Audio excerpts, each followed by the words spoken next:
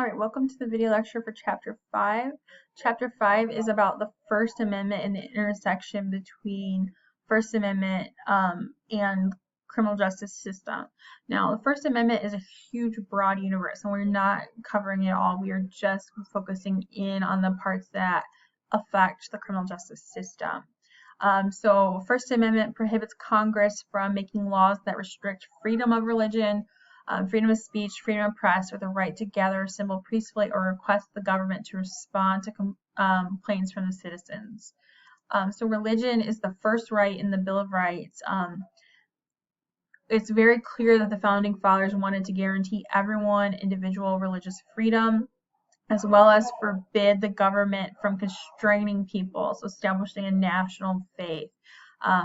So it's important to keep church and state separate. However, this is actually really difficult to actually accomplish. For instance, religious schools, should they be eligible for federal programming and funding? So church and state may come close together in that point. So freedom of religion has two rights contained within it. One is establishment, which says Congress shall make no law respecting an establishment of religion. This prohibits a national church or a prescribed religion, so saying everyone has to be Catholic. You can be you can be different kinds of Catholic, but you all have to be Catholic. That's not acceptable. Further, under this, the government cannot show preference to a specific religion. They cannot have a preference. They have to treat all religions fairly. As far as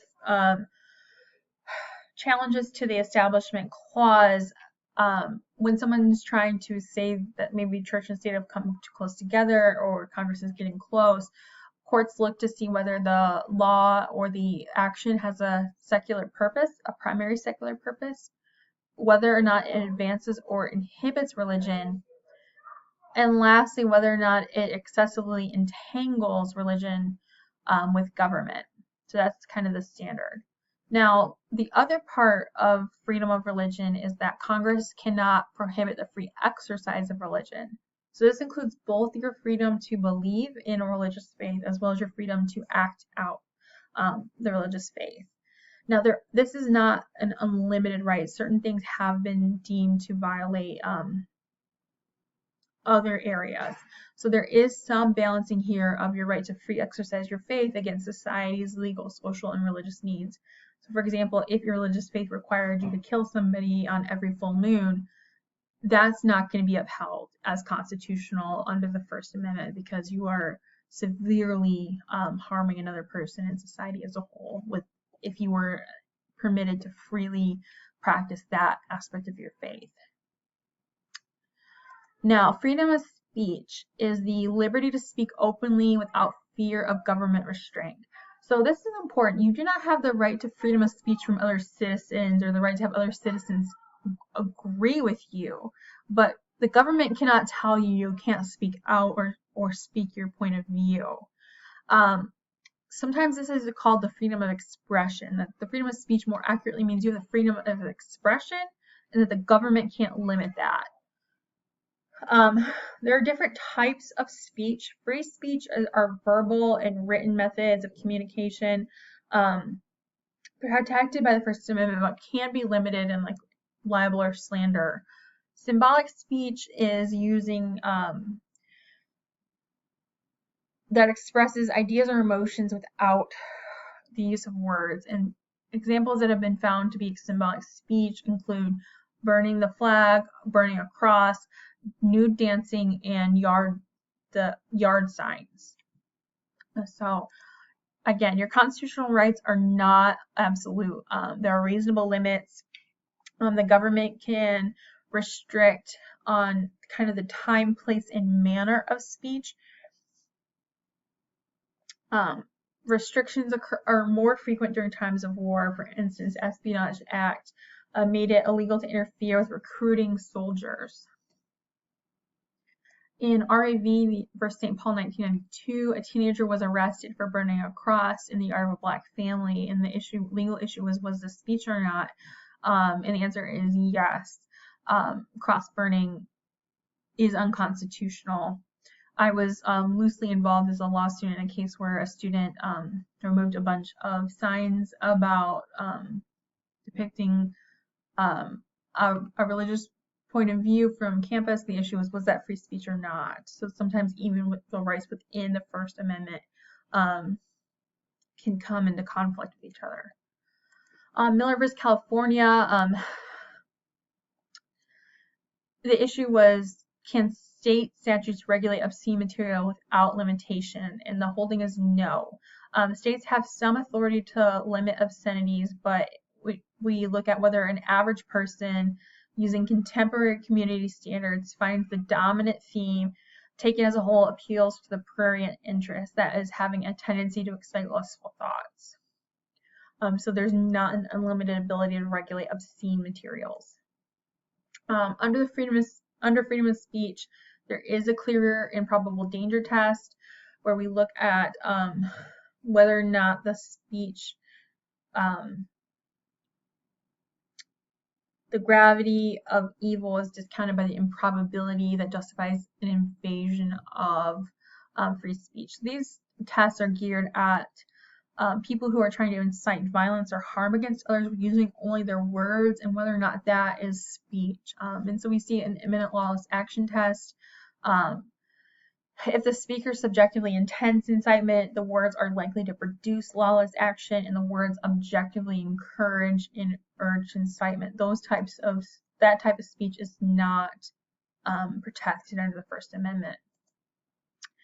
Additionally, First Amendment is evaluated using strict scrutiny.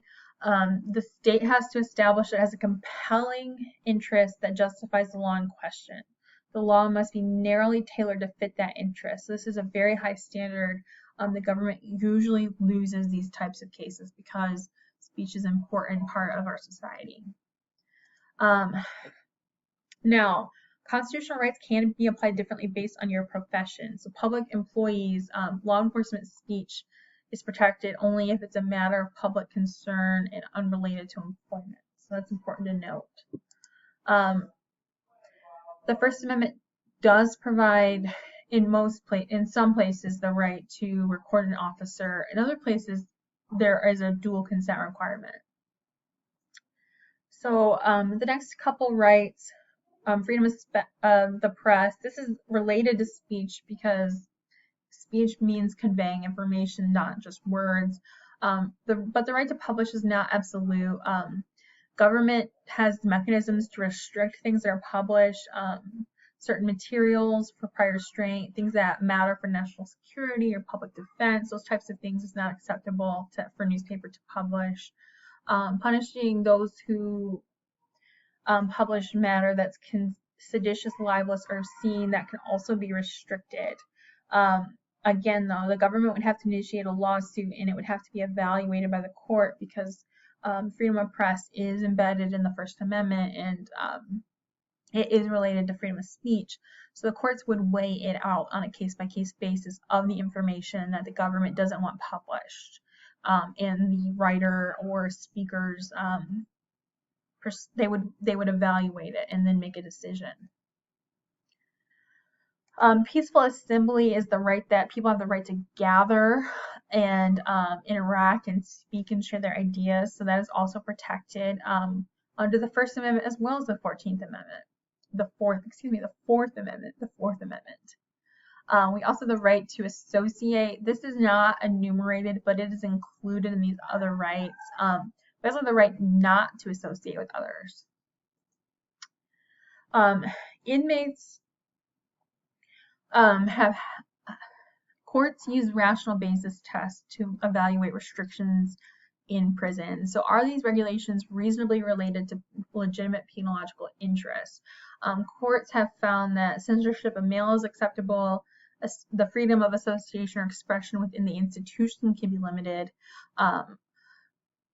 Inmates have won rights to practice their religious faith more effectively and more in line with their religious teachings, such as being able to have half-inch beard for an inmate who is Muslim. That has been found to be acceptable. The prison had said no facial hair because it's a risk. An inmate sued, and he did win the right to wear a half-inch beard. Other inmates have gotten the right to have kosher meals served to them that are in line with their Jewish faith, as well as visitation rights. So again, the First Amendment is pretty complex and there's a lot there, but a lot of it is not strongly related to criminal justice. So this is a fairly short chapter, a fairly short overview of the PowerPoint slides. If this is something that you find really fascinating, let me know. There are other resources and things. It's just not as prominent to the criminal justice system. Have a great week.